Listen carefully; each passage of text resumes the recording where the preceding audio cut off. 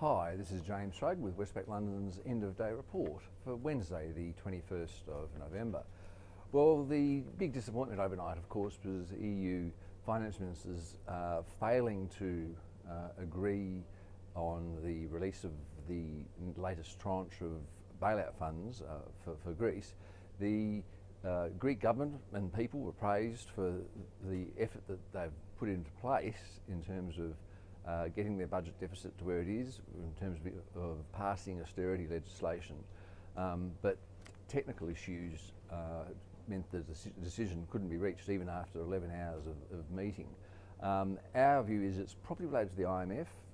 Christine Lagarde clearly isn't convinced that even with this bailout payment being made, that the current budget deficit trajectory for Greece implies a sustainable debt position over the medium to longer term, which it has to have for the IMF to actually be able to participate in the bailout. So that is perhaps more than just a technical issue. The latest is that we'll get a decision now at a meeting next week, but it hasn't been too big a deal for markets as yet. In fact, it hasn't prevented most of the European bourses from posting gains today. Other news, US consumer sentiment, which in the preliminary November reading from the University of Michigan jumped 2.3 points to a new 5-year high, was actually revised down by 2.2 points, leaving in place just a 0.1 point rise, but still at a 5-year high. The leading index was up 0.2% in October after a 0.5% gain in September, again for the US. The first back-to-back monthly rises in that series since the first quarter of this year. Initial jobless claims fell 41,000 to 410,000. Remember, in the previous week they were up 90,000. So there was a big bounce because of the superstorm. It's related to temporary business closures, delays in processing of claims, and the Labor Department has said that the data will remain distorted for a while yet.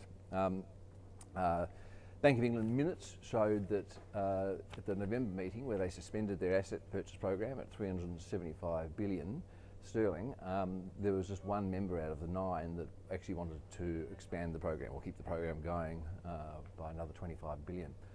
So an 8-1 vote in favour of the on-hold position there. So that's the major news of the day.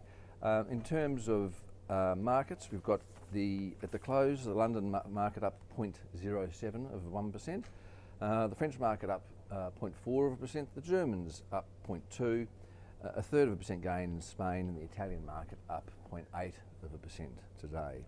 And the Dow's up about 0.25% at the moment at 12,819. And in commodity markets, the copper price is down about 1% today. Gold is up 0.2%, and there's a 0.25% gain in oil prices at $86.96 a barrel. The Aussie dollar at 1.034 is about where it was at the start of the London session. A bit of a rise earlier on, back down a bit later on this afternoon, but certainly down compared to where it was 24 hours ago. Okay, that's it for today. I'll be back again same time tomorrow.